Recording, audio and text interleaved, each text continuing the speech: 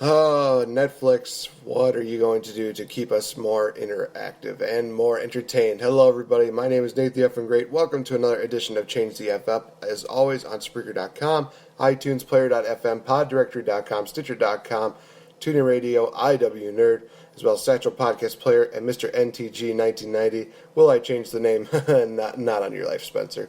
And I am here joined by the lovely VicTori Belle, my lovely co-host. How are you? I'm good. Yeah, nice to be here. It's great to... On the phone again.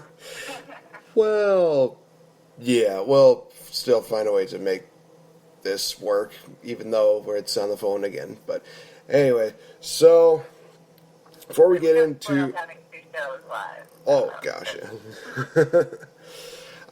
So before we get into our review of Stranger Things, we're going to talk a little bit about the PopCon that happened this past week, which was, geez Louise, it was pretty awesome. I didn't get a chance to experience the whole thing, but you actually got the chance to enjoy it quite a bit. You, Dedgar, Celeste, as well as one other dead girl. Talk a little bit about how PopCon in Milwaukee was, because from what I heard, it was a pretty good success.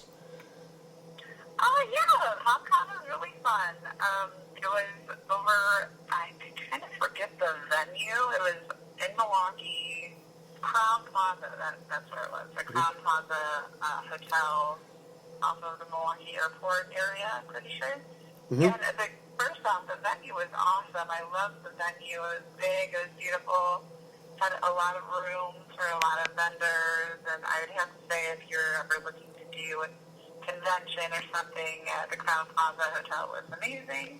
It also had a restaurant within, like, the venue, so for us vendors, you have to sit there for depending on the day, almost like 12 hours. It's great to have a restaurant right there that we could literally, I think we got our food delivered to our booth. It was awesome.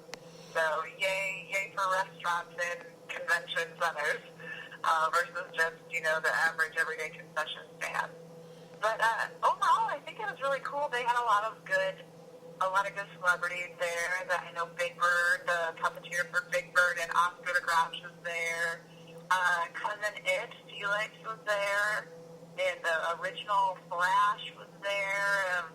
They all kind of, popped out, said hi to people. They weren't stuck behind their booths how in some conventions, you get to pay for the celebrities to even see them or even chat it up with them. But the celebrities that come to these smaller cons are really, really accessible and really nice. I was able to get a picture with the Flash when he was just walking around shopping for himself. He wanted to see what the other vendors had in store. So it was really cool to just see them just, doing their thing, being like everyday people.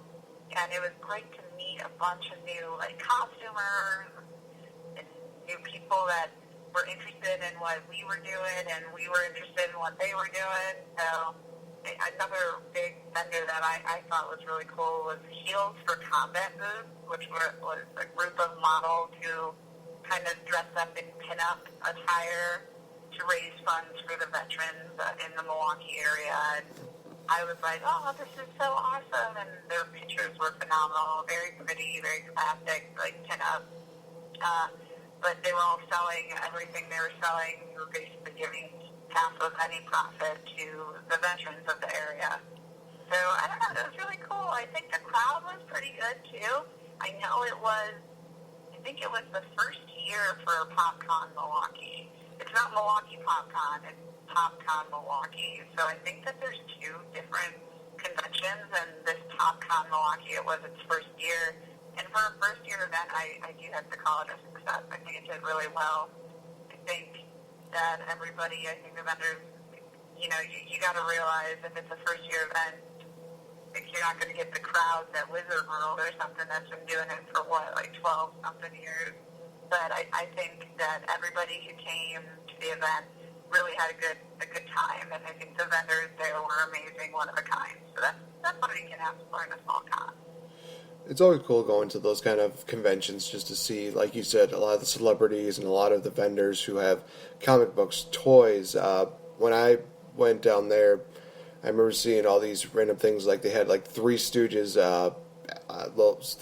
toys. And I'm thinking, oh wow! I remember even this episode airing on AMC, and they had cutouts of random characters, including Freddy Krueger. Awesome, which is ironic because the original Jason from Friday the 13th Part 2, I believe it was also there as well. So that was actually very cool. I didn't get a chance to talk to him too much, but they also had replica R2D2 units in the lobby, which were, jeez Louise, they just looked flat out amazing. And I actually asked them, I said, are these guys behaving? And he said, well, the darker bluer one was totally fine, pretty well behaved, but the R2 unit, R2D2, was a little bit mischievous, where he just kept going straight and he just did not stop at all. I'm like, oh wow, that just tells you again how R2D2 is so mischievous, even outside of the movies. Jeez Louise. But it was really cool to go by to do another one of these again. Plus, as an added bonus, got to see my co-host live. Got to see Dedgar. I got to see Celeste. All honesty, it's always worth it going down to see these things. Not only for the celebrities, but as long as you meet up with good people, then it makes the trip that much more worthwhile. Yeah, definitely. It's great to see people and interact with people you like to know. So it's always a good time. Always a good time. Oh gosh, yeah. All right, so we talked enough about that. Let's go start talking about what we came here to talk about today, and that is, of course, Stranger Things Season 1. Finally, after about a month or two at least of really not talking about it, we finally get the chance to talk about it in full, because yes, I finally got the chance to finish it about a month ago. So this was how it was planned out, that we would actually do an episode about this and also talk about the upcoming season 2 that will be coming out in 2017. But for those of you that don't really know what Stranger Things is, first of all, what is wrong with you? Because you need to get on Netflix. You need to check out season 1.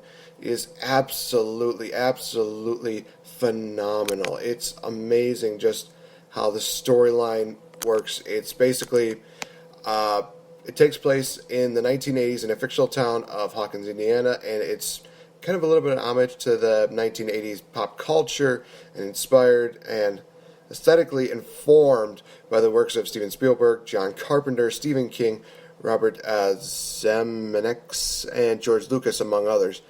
And this basically talks about basically three boys who are looking for their friend who has randomly disappeared, and they're also basically helping out this telekinetic girl who can help find their friend, but also has to deal with a bunch of these random lab cohorts who are just basically trying to use her powers for their own good. But going to get into that just a little bit. Going to start touching bases on some of the characters as well as some of the episodes. The main three characters were Mike Wheeler, Dustin Henderson, and Lucas Sinclair. The chemistry that these three boys have is just absolutely amazing. I mean, it does feel like they were friends for so long, and it is just amazing how it kind of chemistry that you can find, whether you're just searching for talent or whether you're just seeing these people for the first time, and it's just like, these three are basically the ones that we're looking for. This is what we want in our younger cast. This is what we need to make this a success. But I don't know. What were your thoughts on these three young boys and their chemistry in the first season? Yeah, I definitely think they showed it. I don't know. This reminded me, oh my gosh, why am I blanking? I'm gonna get in so much trouble with some of my friends when I don't know the name of this. The Trumbull Shuffle gang. What are they called? The Goonies. Oh, okay. Yeah, they reminded me of the Goonies so much, and like Goonies, Little Rascals, all that. that's the essence I got off of, this group of kid actors. That it was. I mean, it's sometimes weird watching kid actors and kid shows. I know being on a show that has kid actors, sometimes they're like, how are they doing this? This is hard for me. Like, what did they do? They're like, what, 12? And they're doing what I'm doing right now, and they're doing it better? Like, that's so great. Like, it's crazy to watch them and to see them transform their life events into something you're caring about, if that makes sense to you. But, because I don't know about you, but when I watch TV and movies, a lot of the times I watch stuff that reflects my age group because that's kind of what you're interested in. But these kids were able to act so well, and the script was so well written that I didn't care that they were like 12-year-olds, like maybe they're older than that. They might have been going into high school. Now that I think about it, because I think they were in the same school as their older sister. But I cared about their life, and I cared about what they were going through. So it was the writing and the acting that made it being a show about a group of kids, young kids, that I could watch these kids and I could care about their life because the writing was so good and they were such great actors. It's hard to do that, and I know acting in situations with kids, you're like, oh man, well, I hope they do it, but these guys, these kids, and the kids that I've been acting with are all phenomenal. It's crazy. Yeah, you basically hit the nail on the head, was that it does kind of draw you in so well, especially knowing at how young these kids are, because they really found a way to just, pull you in and just keep you interested in the series. And I think that the chemistry between those three kids and just they're just trying to find, where their friend Will is and where he's gone, and they eventually find out that he's not in their world, he's in another world called the Upside Down, which we'll get into in just a minute. But I gotta say that when it comes down to commitment to the show, oh my gosh, the actress who plays 11, first of all, I can't think of any girl around her age that would be so willing to, have her head shaved for this, for the show. But she was more than willing to do it. And the crazy thing is that there's this top 10 strange facts that you probably don't know about Stranger Things that you can watch on WatchMojo.com on YouTube. And one of the things that they were mentioning was that they got the inspiration for that because of one of the characters from the movie Mad Max. I think it was Mad Fury, Road Fury. I forget what the name of the Mad Max series was, but Fury Road, right? I think so. And the fact that they got that inspiration from the main lead, and I actually had to do almost like a face by face or picture by picture, and have the lead from Mad Max and have 11's picture there, and I'm thinking, holy cow, these two could honestly do some kind of crossover deal where 11, basically goes into this world here, and she turns into this woman, but unfortunately she doesn't have her powers. But it's just weird how canny. It almost looks like 11 is that younger version of the main female lead of Mad Max Road Fury. It's really crazy. I mean, all honesty, geez Louise, it's just uncanny how well they just looked alike. I can see that. I definitely can see that. But I agree. Yeah, I would hope that she got paid quite a bit to shave her head. I'm crossing my fingers because I was thinking the same thing when you were saying that. I'm like, man, I don't know what they would have to do to shave my head. And I'm like, well, I guess if the right chunk of change and roll came up, yes, I'd shave my head. That's a wig vessel, right? Yeah, although I don't see you shaving your head in the foreseeable future, because I mean, even if you did, I think that you would have your wigs to compensate for that. But I mean, and that's kind of what they really did with 11 in this series, was that in order to disguise her, they had her wear this blonde wig to kind of help so that, people didn't know who she was, and it worked for quite a while. It was just that she needs to not take the wig off. Otherwise, people would just be like, "Oh man, that's our girl, that's our girl." But also what I enjoyed about this was that not only did they pay so much attention to the relationship that these three kids had with the relationship that they had with Will, but also they did a great interaction of balancing that out with a couple of like adult stories. Like you talk about, the police chief Jim Hopper, who basically goes on his own investigation where he's basically saying, if something doesn't seem right, what's going on here? How is this connected to this? How is this connected to this? And he really plays a key role in helping out Joyce Byers, who is Will's mom, who she believes that, he's not gone. He's not dead. He's not, he's not one of those people who just randomly disappear or just run away. He's just gone and trying to figure out where it is. And you look at all the scenes that she does. Oh my gosh. I mean, it's just one of those things where I would think that even as an actor, I would have a hard time not thinking like, does this seem real here? Because this would kind of freak me out just a little bit. There was one scene where she's trying to contact with Will, and she actually uses Christmas lights. And under these Christmas lights, there's like a letter of each alphabet there, and she's basically telling Will, "Hey, tell me what you want me to do." And I think he put what he wrote down, like, what was it, like run or something like that, or get out of the house or something like that. When they went through the wall. Yeah, that was when he was communicating with her through the Christmas lights, and they had the letters. Oh yeah, when she wrote all the letters, and yeah, he told her to get out or run, something. It must have been run, because basically then the monster came to try to get her. So yeah, I thought that was really clever to like get the lights out and whatnot. I didn't think of it myself. I was like, oh, how can she talk through lights? And then when she started writing the alphabet, I was like,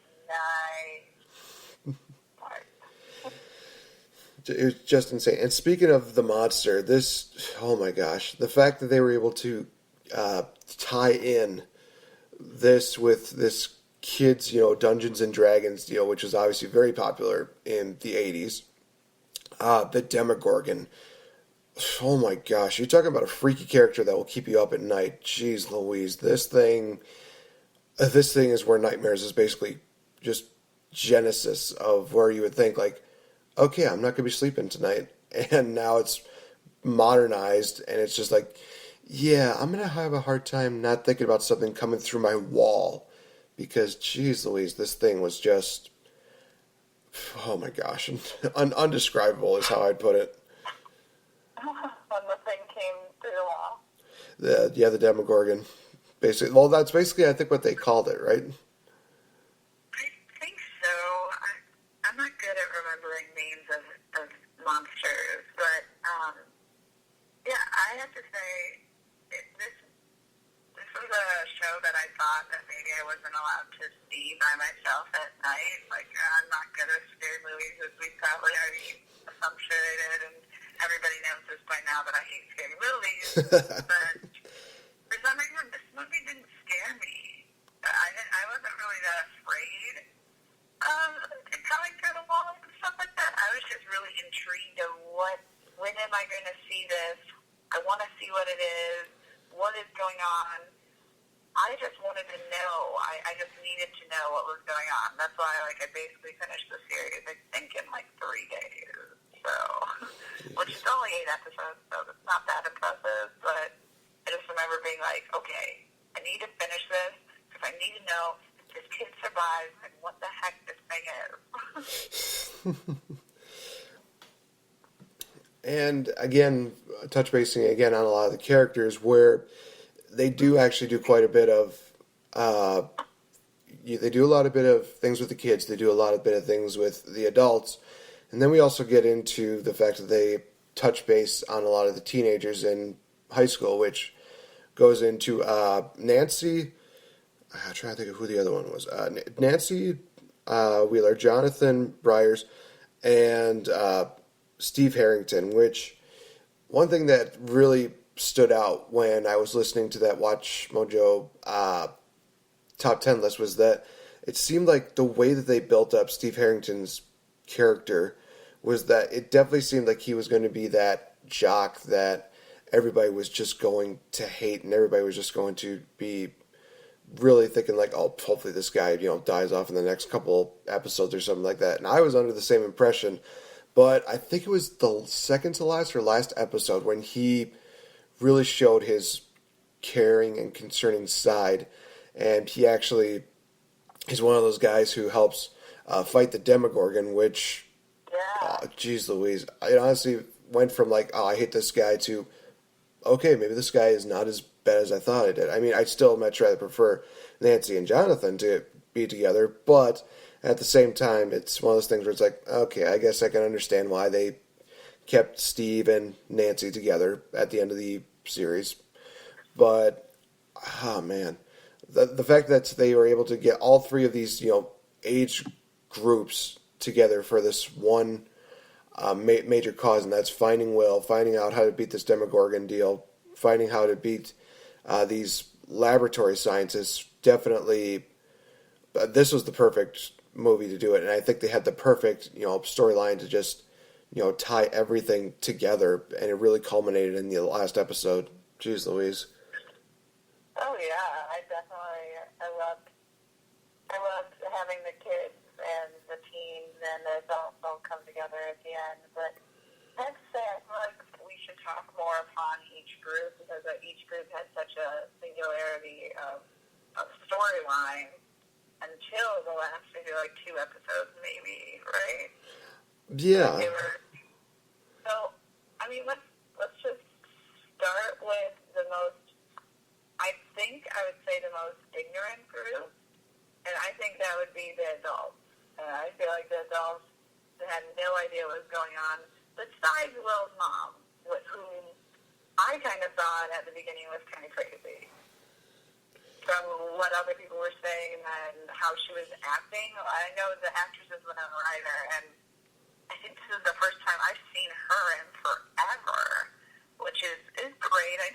I know, like, the last time I remember seeing her, she was in, she was, like, arrested for shoplifting or something, and I was like, oh, geez, is it that hard out there, Winona? But that was about, like, 10 years ago, so a long time ago.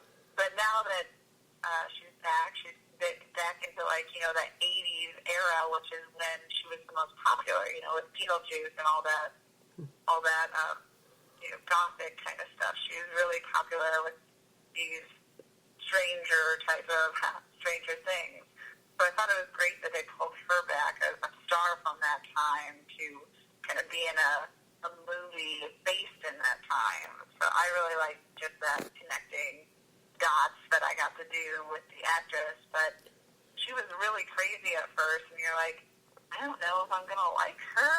I don't know if I like the character, like her and the sheriff, like both of them. The sheriff kind of seemed like a guy who you couldn't really rely on. I don't know, what did you think when you first met them? I feel like those two were the main adult characters to me, but if you feel like there's more adults to add in to these two. Well, I definitely agree with that it was very hard to get behind Winona Ryder's character at first, because everybody was, of course, thinking that, she was crazy. She was just probably going through this depressive stage, and it was hard to really think that, oh man, there could be something bigger going on here.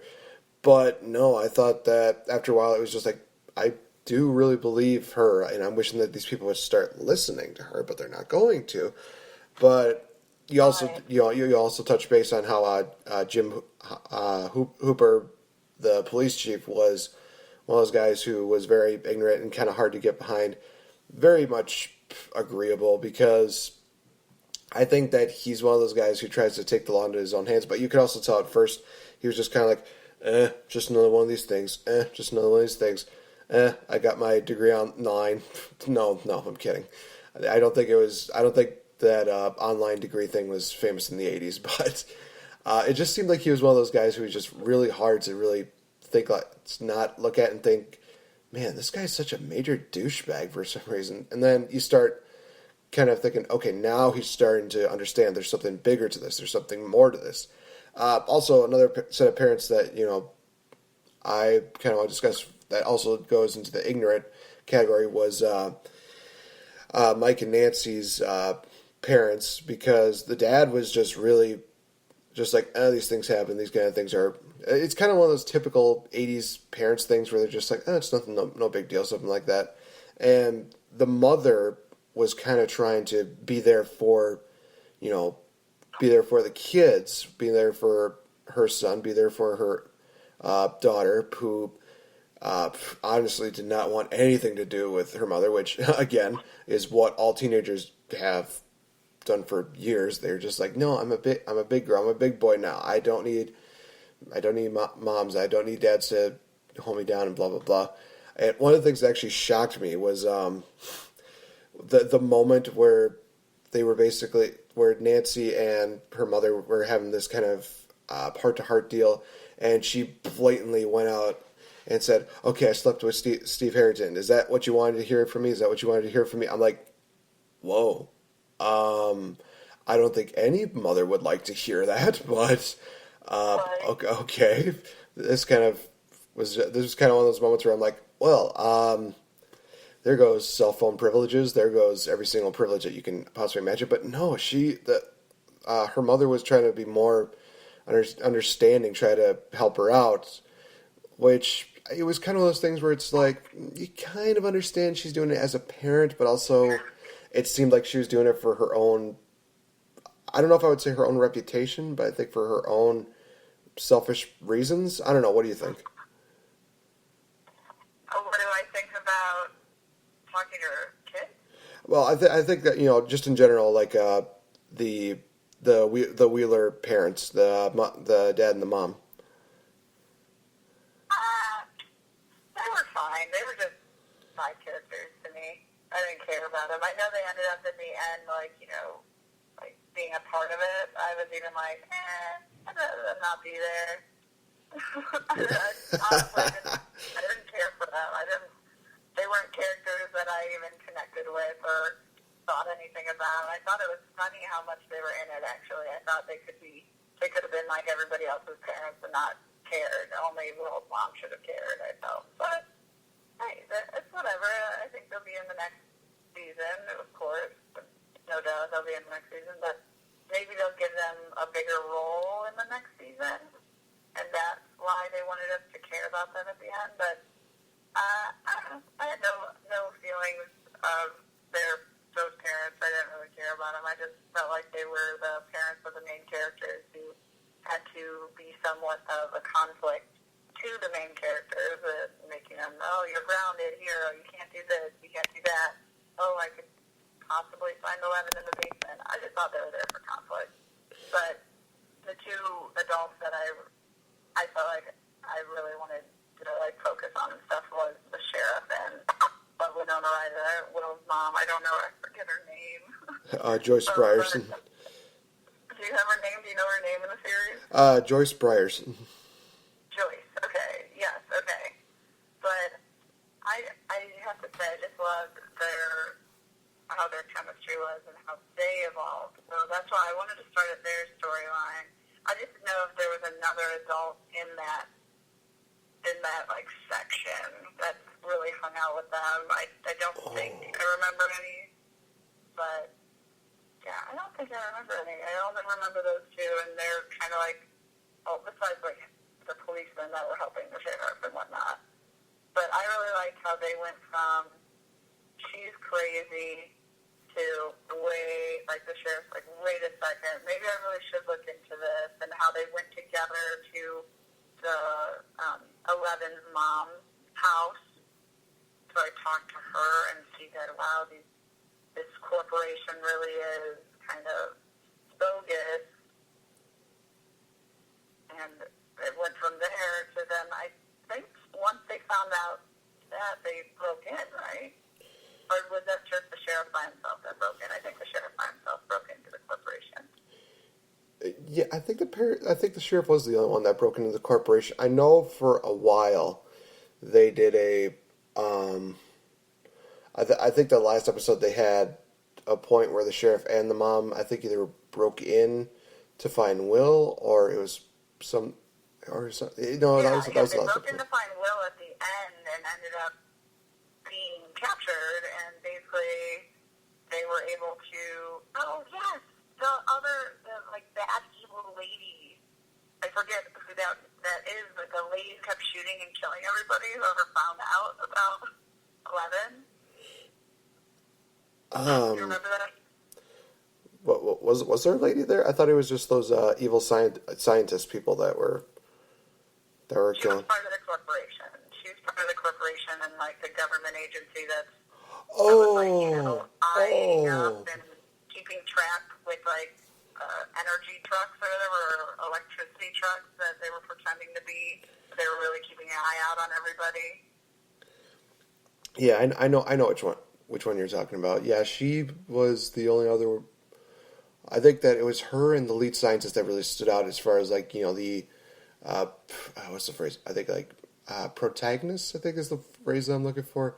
Basically, the villains of this entire deal, where they just want to use 11 for their own good, which is for something more. It's kind of one of those things where it's practical what they want from 11, but at the same time, it's one of those things where it's like I'm not exactly I'm not exactly comfortable with them wanting to use 11 for their own selfish deeds. It's one of those things where I don't think it seems very selfish, but in my eyes, after seeing like all the flashbacks and everything that 11 went through, I'm like, yeah, you guys kind of messed with this girl's childhood, and she's very much scarred emotionally.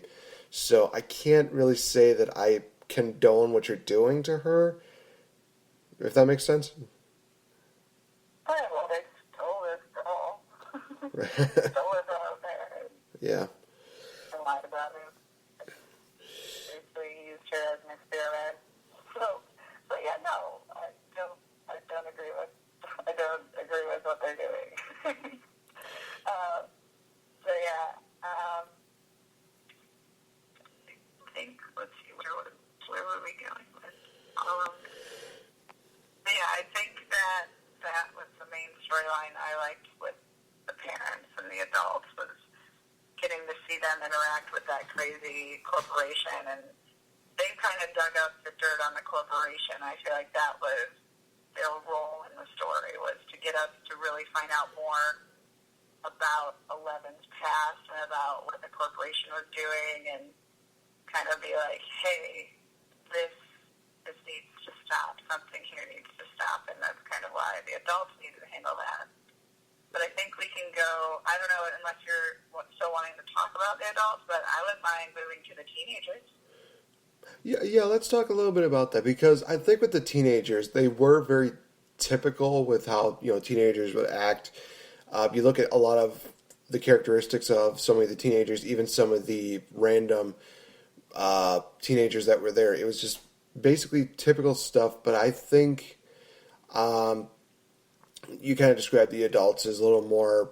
I don't know if I would say oblivious, but a little more hard to convince. I think the teenagers were kind of thinking like, well, maybe there is something going on here. Maybe there is some deal there. Because obviously with the kids, you can say that they're the main leads for a reason because they know what's going on. They know what's kidnapped, their friend. The teenagers are kind of at the point where it's just like, maybe there's something there, but no, let's not worry about it too much. And I think that the interaction, especially between Jonathan Bryars and Steve Harrington, that fight that broke out just definitely was one of the things where I was like, this is something that was going to, I think, happen regardless of how they built this up because, holy cow, I mean, the way that Jonathan just beats the living hell out of Steve and John barely looks like he took that much of a punch, but when he's... Because here's the thing, folks.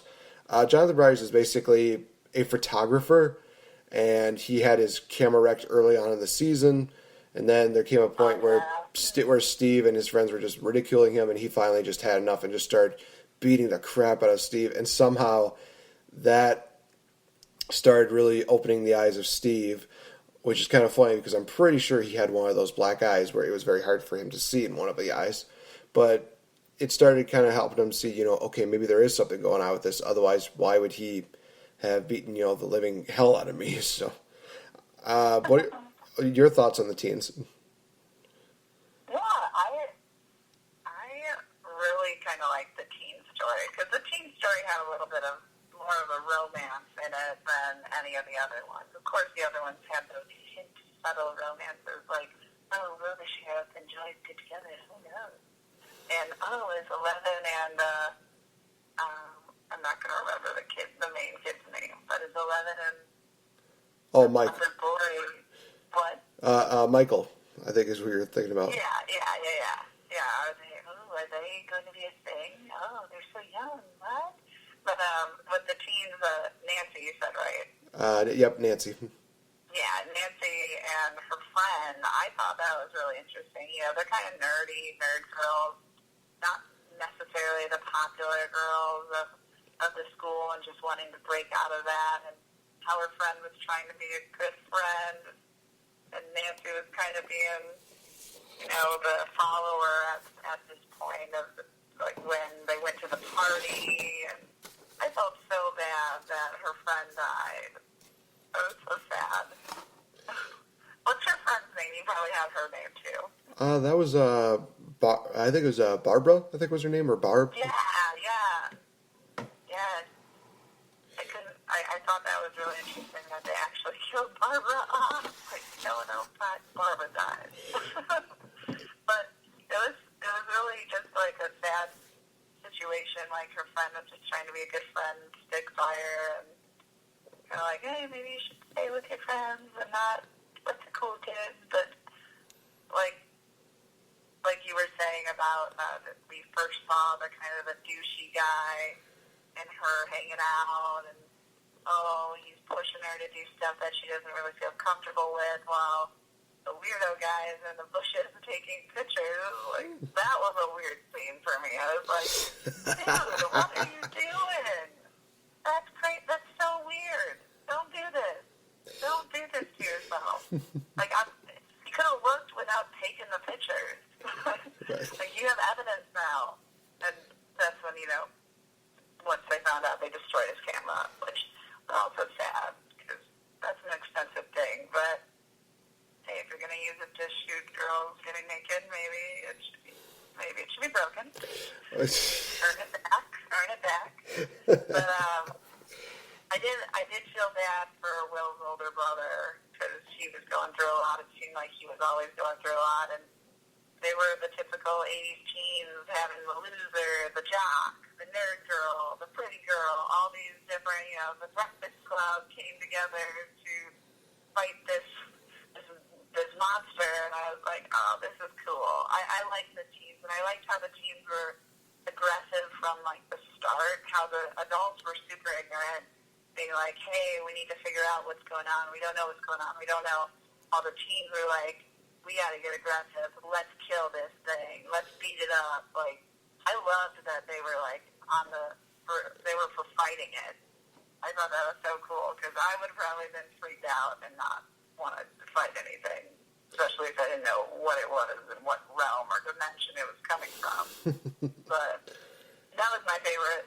I think if 11 didn't have, like, some sort of cool superpower, the teen story would have been my favorite, just because they were all gung-ho, and like you said, how they kind of surprised you with the guy not dying. I really thought he was going to die. And everybody, like you said, you're kind of like, you could kill him now. That's fine.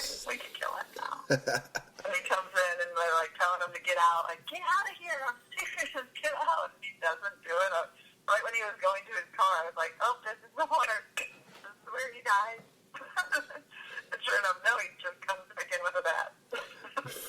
But no, I really liked how the teens progressed. And I don't think the teens really got into it with any other storyline besides the fact that, Will's brother thought his mom was, going insane, not believing her, and stuff like that. But I don't know, they kind of did their own thing. Basically, yeah, that was kind of the thing. And you did hit the nail on the head where it was kind of interesting how they had all these different elements of, where Nancy is basically the kind of, good girl turns, wouldn't say bad girl, but kind of exploring different options. And Steve is kind of the one that influences her to do these things. John is kind of the one who has all these different deep meanings for some of the things that he did. Like, I remember when she confronted him about why he took pictures of her and, them being together and blah, blah, blah. And he kind of talked about, how it seemed like she was more doing this because it was what her boyfriend wanted and not what she wanted. And so she was kind of hiding behind like this veil or something like that to make it seem like, oh, I'm totally fine with this. Where in reality, she's not totally happy with a lot of her deals. And the crazy thing is that she was at first saying, no, that's not true. You're just, being stupid. You don't know what you're talking about, blah, blah, blah. But I think it kind of sinks in a little bit where she's like, maybe he's not wrong. I mean, I feel like I did change with, being with Steve, where I was this, very smart girl, very kind, very polite, and now I'm turning into somebody who, yells at her best friend because I want to have a good time and I want to do this, and it comes back to bite her in the ass really, really immensely. And the two friends of Steve, it's really weird because they were kind of like the typical friends that you would expect, where they're just kind of supporting him, being like, oh, you guys don't have nothing to worry about, and blah, blah, blah. And they're the couple that's like, oh, there's no problem, blah. But it's weird because they were actually very influential as well to helping Steve kind of really say, where he basically, I think the guy friend basically slaps him in the face and basically saying, dude, get your head out of your ass and look at the bigger picture right now. It's not always about you. It's not always about what you want. You have to be able to, be an actual human being and care about others and really, stop blaming it on others when it's really your fault for doing it, which I thought was actually pretty amazing. I'm like, whoa, I was not expecting this from the quote-unquote, I guess, best friend of the boyfriend that I kind of wanted to die. But it was one of those... It was a different change of pace. It's really cool that they did, like you said, emphasize quite a bit on the romantic stuff as well as like the actual physical fighting for the teens who say, obviously we can't take this thing we can't do it alone, but we have to fight by force. We can't just let it take us. Otherwise we're gonna die. They're basically under the impression it's either kill or be killed when it comes to this Demogorgon. Right. All right, so that was, I guess, my favorite instances of the teens, and then you can go ahead and start talking about the last storyline, the best storyline. Little kid. Yeah, the last storyline, which it's very hard to ignore, is the kids' storyline, in which you kind of favored a little bit more of the teens because their storyline. I think I favored more of the kids' storyline because of course they're young, they don't know any better, but they're also acting a bit more like adults than the adults themselves. And I think the interactions, again, and going back to that, between these kids just really makes you feel the genuine emotion behind the three of them, including 11 as well. They just definitely found a way to keep just reeling you in, where it's just like, okay, I'm getting behind these kids. I want to see what's happening next. I want to know, are they going to find the answers? Are they going to know all these things? And they get deeper and deeper to something that they were not expecting to happen. I think the story where they find, supposedly Will's body out in the lake, and just the emotion that the emotion that Michael had seeing that, where because he had so much faith in 11, and the roller coaster of emotions between Michael and 11, where it's like, hey, I believed in you, I thought that you can help, but obviously you haven't been helping. You haven't done this. You blah blah blah blah blah, and just again going from like this love-hate relationship between Eleven and Michael just definitely again keeps you going where it's just like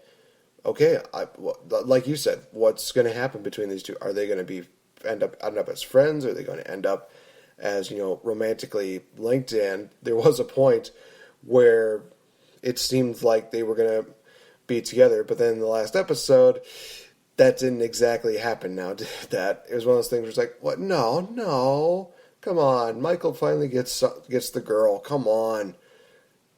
You're robbing me of something that could have been something really good because this was an adorable couple, and then she was gone. It was like, come on, man. This doesn't help me out at all. This makes me feel more sad. I liked how she left, though. I mean, it was an epic way to go out. Like, and I thought kind of she was gonna die. I thought like, oh, maybe she's dying in this, and that's why the ending was so cool for me. But I agree. I really like just all the conflict within the kids group. With Michael and what's his other friend? Not the toothless one, but there's the black kid. What's the black kid's name? Lucas, I believe. Lucas, right? Okay, I loved that their little like spat all the time, and them kind of fighting, and how you were like, oh, like what is this kid's problem? Why is he so mad? And then like you realize like they're like best friends. He doesn't want to lose his best friend. How they lost Will, and how Lucas like comes in clutch at the end with like spying on the corporation and being like, whoa, they're coming to get you guys. Like run. Even though like he was basically psychically thrown into like a car by 11. Like oof. But I really liked their statting and everything throughout the whole series. Like this kid is being really cautious. How I think you'd hope that some kids would want to be like, hey, this is a random weird stranger we find who can do crazy things. Like maybe we shouldn't trust this person like that. But you also like Michael's in a sense of maybe you should like not everybody's bad. We should give her a chance. She needs help. And then, of course, the comic relief, which is the toothless one, who I know he has a name too, but I love, he was awesome. He was, I think, one of my favorite characters just because he was the guy in the middle, the kid that nobody really paid attention to, you think, and then, like, he was helping bring everybody together, and, like, you guys made a promise, and yada, yada. It was good. It was a good friendship. Like arc too, like they were all really good with their friendship and trying to find Will, even though when everybody thinks Will's dead. Like, that's great that they kept pushing on, and they were a big reason of why Will was found by his mom and the sheriff in the end. But I don't know. I think we also need to now talk about just what happened at the end and how many things they basically thrown at us in the last 5 minutes of that series. Wasn't it like a year later? Were they saying, or was it 6 months later? I believe it was. Maybe 3. I think it was a few months later. I do think that it was a basic time frame later, but I don't think it was like a full-fledged year later. I do believe it was probably. Yeah, I think it was a couple months later. I do remember that because I think during the time when they were doing this whole ordeal, it was around the fall season, and then it ended more on the in December around Christmas time. Yeah. But I think before we get into that, just kind of like a brief synopsis of what kind of happened basically throughout the entire series, which was. It started off, kids playing Dungeons and Dragons, and then they met. Of course, Michael plays the Demogorgon, which plays, ironically, a crucial role in this entire series. Will and Lucas and Dustin go home. Will goes missing, and like we talked about before, Joyce Byers, Winona Ryder finds a way to interact with Will. We talked about the teenage deal. We talked about how the kids are trying to figure out where it is. They come across 11, who apparently has this major power, not only of telekinesis, but also of being able to cross over into what is known as the Upside Down, which I think one of the teachers mentioned was like this random paranormal. I guess I could call it paranormal, but this random parallel universe in which it's basically the same as our world, but only darker, and it's overtaken by this Demogorgon who is basically, hunting humans and just feeding on them. And it's just really amazing seeing how people are able to get from the regular world to the upside down world, and just oh my gosh. First of all, the way that they enter in was just madly disgusting, because basically it looks like you're going through like a Star Wars deal where you're just going through all this, slime and almost mucus and all this kind of saliva deal. It's just, oh man, it's one of those things that's really disgusting. But when they show how everybody crosses over into the upside down, it's just a weird, amazing parallel universe that again really kind of makes you think, is there another universe like this? Is there another place where it's like a reflection deal where it's like the same as our world but only darker and more deadly and stuff like that. And I know that you Tori, are a big fan of the paranormal activity subject. We actually had a podcast about that. Go check that out. But I would think that this really did kind of hype the creativity and hype your imagination, where it's just like, oh man, they're talking about all these random things with paranormal activity and all these different dimensions and stuff like that. Did that kind of make you more? Was that one of the things that also kind of intrigued you a bit, where it's just like, they're kind of going in this direction, where there's another world where things are a little more darker, things are a little more dangerous? Or was this kind of one of those things where it's just like, oh, it's just another movie with another series with a parallel universe, but still found a way to hook you in somehow? I'm not into sci-fi as much as I'm into like pop culture, as in like comic books and stuff like that. But so Stranger Things, to me, really seems sci-fi, like science fiction type of aliens and like that type of era and that type of thing. So I wasn't so sure if I was going to like this and the different dimensions. Yeah, it's superhero movies and everything. They have that, but to me, I never get it.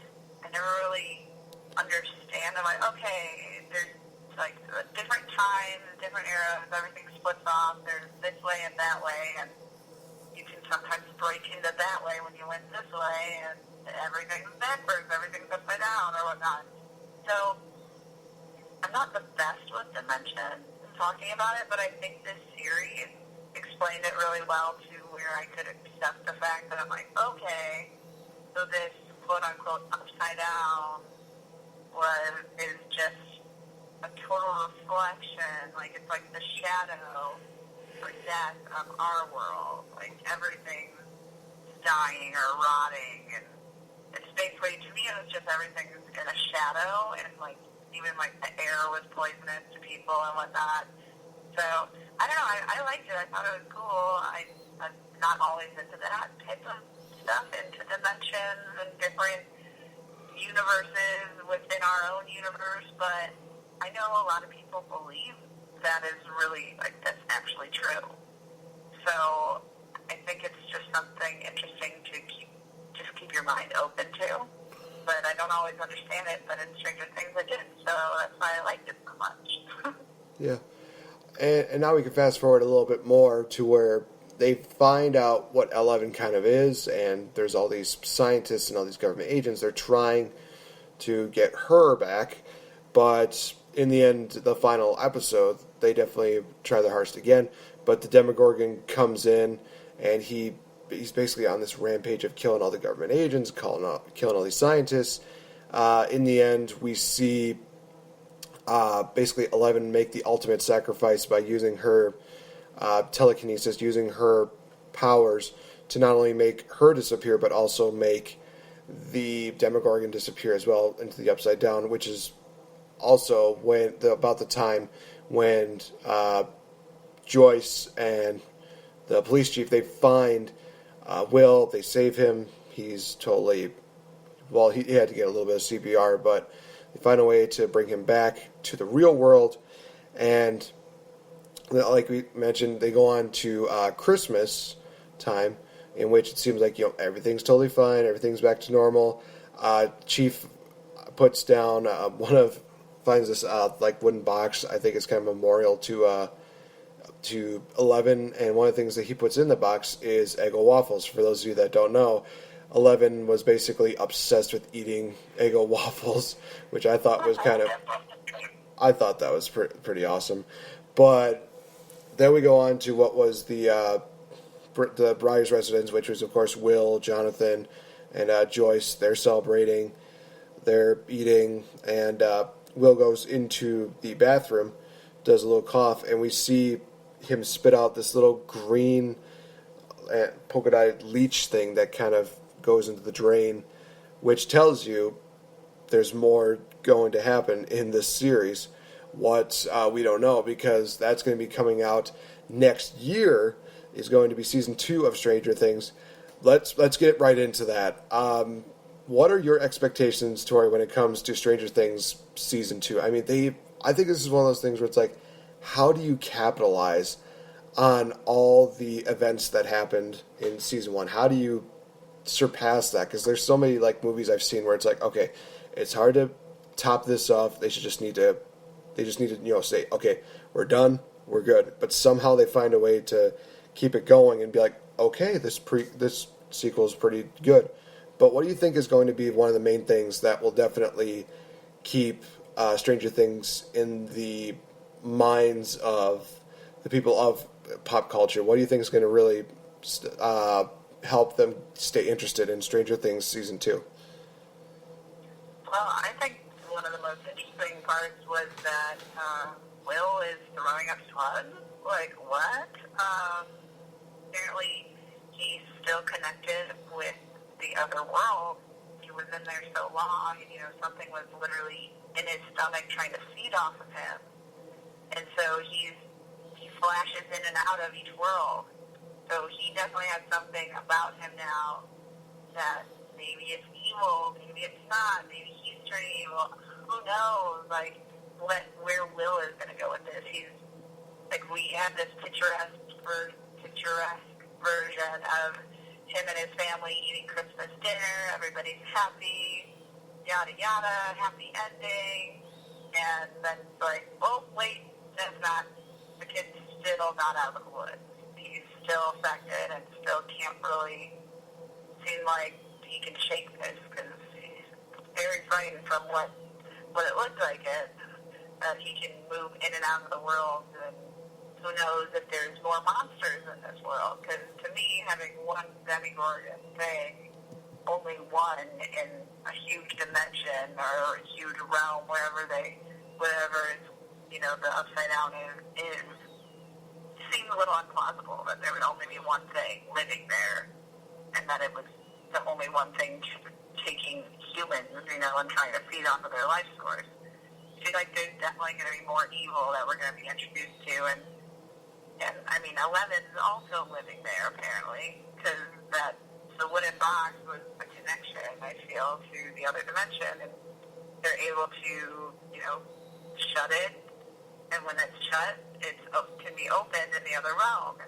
11's taking this. That's what I got from that, is that 11's still alive, she's living in the other realm, and they're going to have to find a way, I guess, to either save her, take her out of the other realm. Maybe they shouldn't take her out of the realm. Maybe that's why she had her powers in the first place. She belonged there. Who knows? I think that Will and 11 will still be kind of key protagonists within the season 2. And I hope they give Will, a little more a little more screen time, a little more of a role versus being the poor kid trapped throughout the whole series. I think he's going to really step up, and you're going to see him kind of be really focused on in a different way versus saving him. Maybe now he's going to be somebody who can really help because he's connected to it. That's what I think is going to happen. I think it's really going to be one of those things where I think they're probably going to focus a little more on Will on this season than they did on last season quite a bit.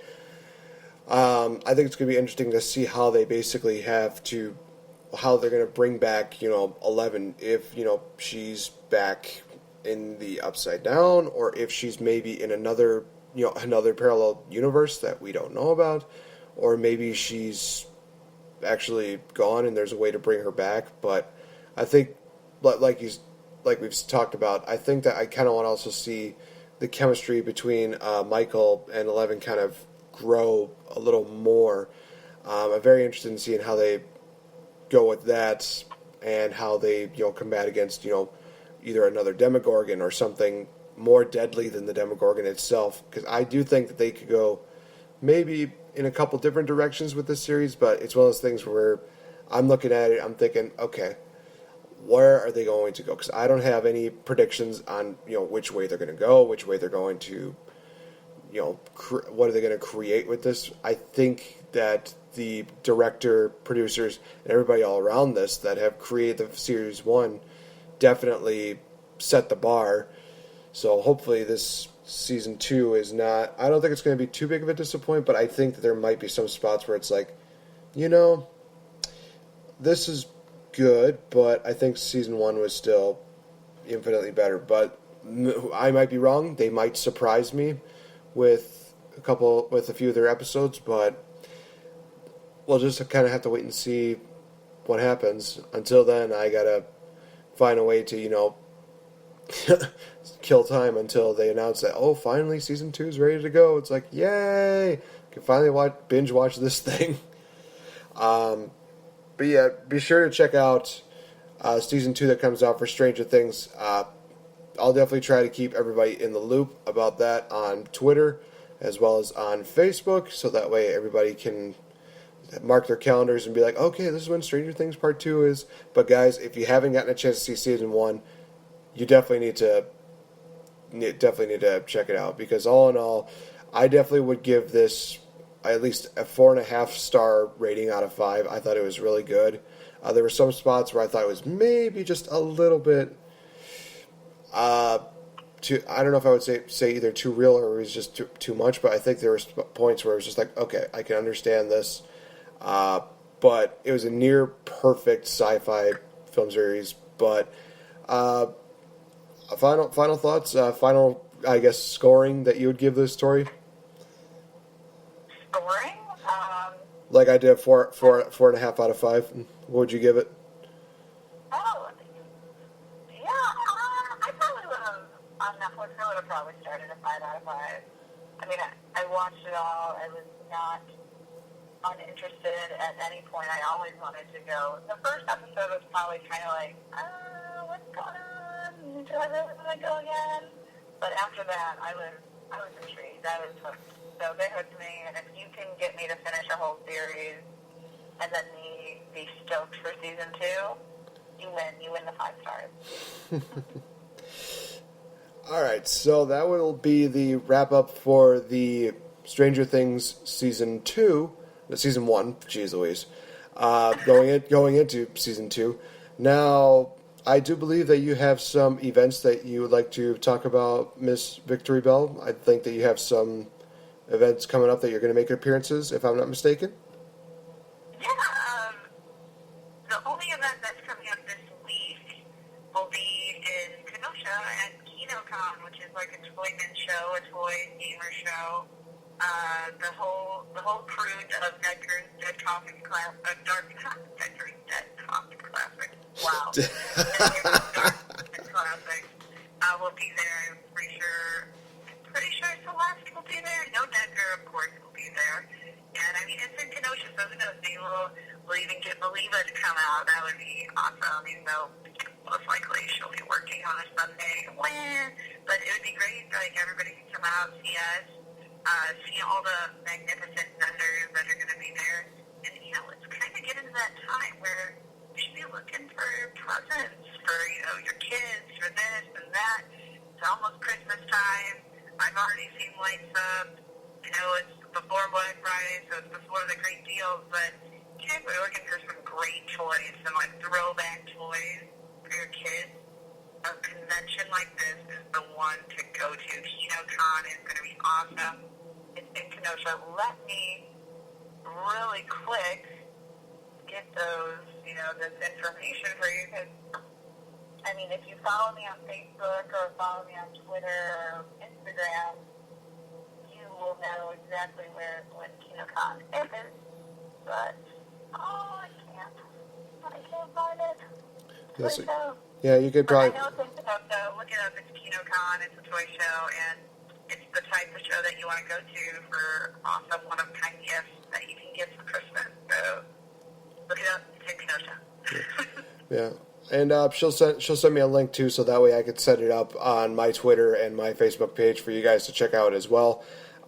It sounds like it's going to be a pretty good event. And like she said, it's not too late to get an early head start on shopping, especially with Black Friday just around the corner right now. Definitely need to get a head start on the Christmas shopping. I know that where I work, we just started working on our layaway, so that's going on until December 12th. A little bit of a cheap plug for Walmart, haha. But going into, I know next week, originally the plan was to talk about the history of Thanksgiving, but I'm thinking to myself, you know what?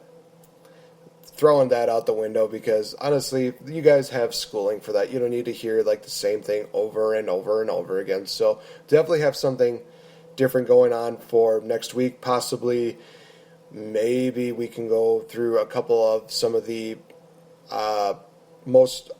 this actually might be a good one. If you're up for this, Tori, how about we go through like some of the most underrated movies that we remember as kids that, you know, they don't get proper credit for. I mean, I can name at least quite a few off the bat. I looked at I think I remember watching a lot of independent movies when I was growing up, and I'm thinking, okay, this animated series has a great score. It's got great music to it. This is awesome. But I think it's one of those things that we could probably touch base on, just saying, like a top. I mean, if people loved the top 10 for the costume deal, maybe we could do like a top 10 movies that we think are underrated and not getting the credit that they deserve. I think it's fair to do, but I don't know. What do you think? So next week we're doing top 10 underrated movies? Oh, yeah. If you're up for that. Okay, cool. That's the category, underrated. Underrated, yes. Like some things that were just...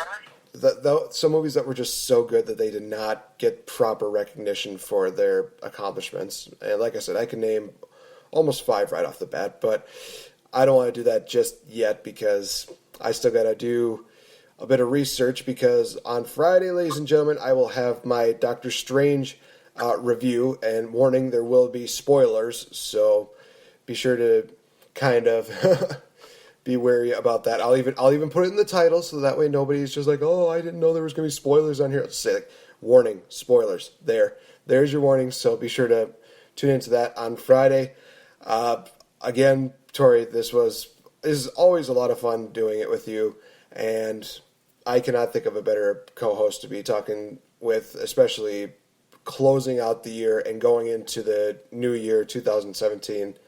It is going to get so much better before it even gets worse. Well, this has been really fun. Oh, I love Stranger Things. So, yeah, again, ladies and gentlemen, be sure to check out Stranger Things Season 2 in 2017, and be sure to follow us on Twitter at VicToriClark04, as well as check her out on Facebook, VicTori Belle. You can follow me on Twitter as well at NateFandGreat, as well as add me on Facebook. I'm pretty sure you can find out where I am. But before we leave, got to get this out of the way because it's made official. So we have to acknowledge the fact that we now finally have a new president that will be in the White House starting in next year, and that being Mr. Donald J. Trump. So congratulations, Mr. Trump, on being the president. Was there any doubt that you were going to lose? Maybe a little bit. But I'm very curious to see how things go with this presidential day. I already mentioned that on my Facebook that this next 4 years are going to be rough. We're just going to have to wait and see how rough it's going to be. Yeah, I always like to think, I don't like to talk about politics just because that's just, it's a touchy subject for everybody. So, yeah. As you can tell, my literal Facebook feed was just awful this morning. Oh. Okay, I don't want to go on Facebook. Everybody is so upset. All right. It's just that I try to give everybody a chance. I'm not going to say that our world is going to be over because of a single president. I think we've had some, 4 years in time. Our country is it's already over 200 years old. 4 years in time will not ruin the nation, everybody. Don't worry. Everybody will be fine. If you wish to leave the country, you may, because this is America, and you have the choice to do that. So I think everybody should just relax. It's okay. Let's see what happens. Let's not jump ship before anyone even gets sworn into office. Let's see what happens. Calm down. I would love to tell the protesters on Michigan Avenue right now that they're filling up Michigan Avenue, but, the best part about our country is that you have the right to do that. So, protest. If you don't like it, you can protest, and that's what they're doing. Everybody has those rights. Honestly, I couldn't have put it any better myself. So, ladies and gentlemen, that is going to wrap it up for this edition of Change the F Up, and we will see you guys next week for another exciting edition. Bye-bye.